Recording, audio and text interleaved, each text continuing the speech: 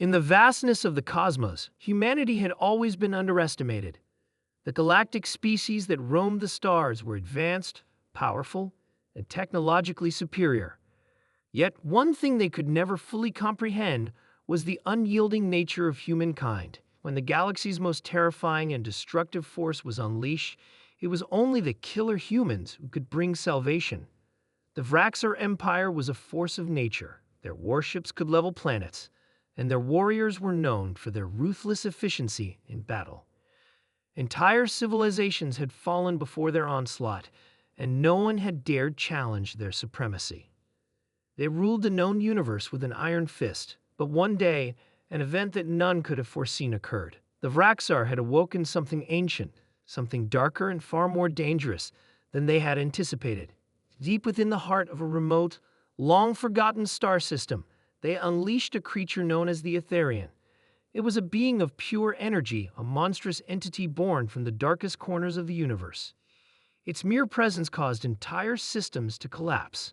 Stars flickered out in its wake, and the Vraxar's most advanced technology proved utterly useless against it. The Etherian's destructive power was unlike anything the galaxy had ever witnessed. The Galactic Council of Civilizations, a collective of species from every corner of the universe, scrambled to contain the threat. Their combined forces, each possessing their own unique abilities, were powerless in the face of the creature's vast power. The galaxy trembled as the Etherian moved closer, its energy pulses obliterating everything in its path.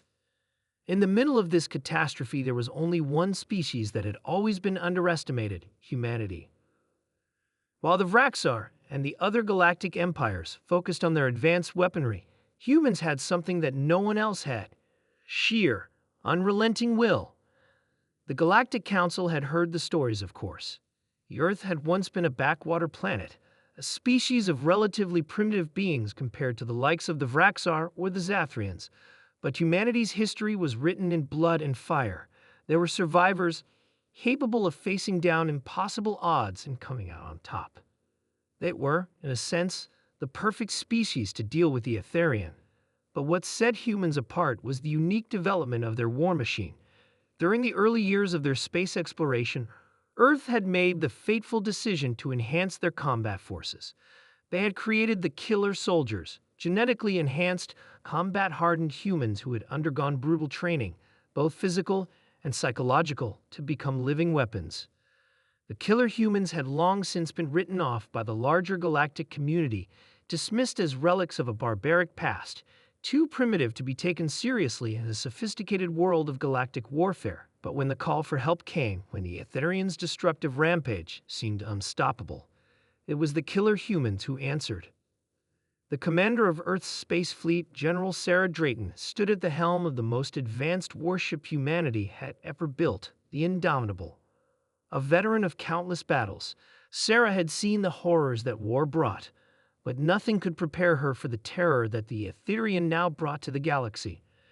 As the ship's AI flashed reports of entire systems disappearing, she knew only one thing: they were out of time. "Get me the killer squadron," Sarah ordered, her voice firm and unyielding. The humans had a secret. A small group of elite soldiers, the best of the best, had been training in the shadows. They had been enhanced in ways no other species could fathom, genetically altered to be faster, stronger, and more deadly than any other being in the galaxy. Their minds were sharpened to perfection, and their combat strategies had been honed over decades of brutal simulations and real-life engagements. They were humanity's last, best hope. The killer squadron was deployed to the front lines, facing the oncoming threat with unwavering resolve. Their fleet of specialized ships cut through space like knives, moving with precision and deadly intent. The Vraxar and the other galactic forces had no idea what was coming. Humans were unlike anything they had ever faced before.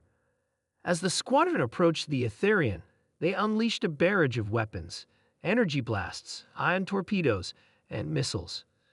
The Etherian's energy shield absorbed most of the attack, but it wasn't enough. The humans knew they couldn't defeat it with sheer force alone. They had to outsmart it.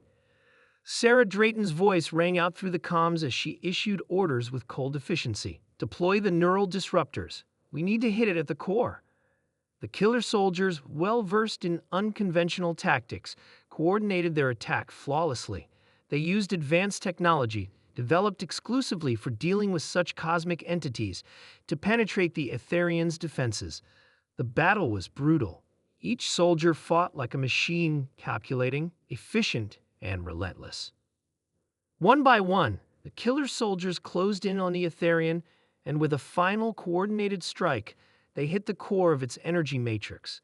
The creature screeched in agony as its form flickered and began to destabilize. The humans didn't wait to see the result.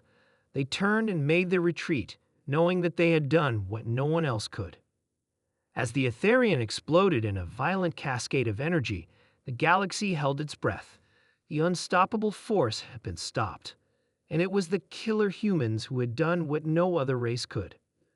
The Galactic Council, once skeptical of humanity's capabilities, now stood in awe of their strength and ingenuity. The humans had saved them all, against all odds and against all expectations. The killer humans had proven that when it came to saving the galaxy, it was the ones with the unyielding will, the strength to fight and never give up, who were the true heroes. As the survivors looked out at the wreckage of the Etherians' last battle, they realized one thing: the galaxy would never again underestimate humanity. The killer humans had arrived, and they had come to stay.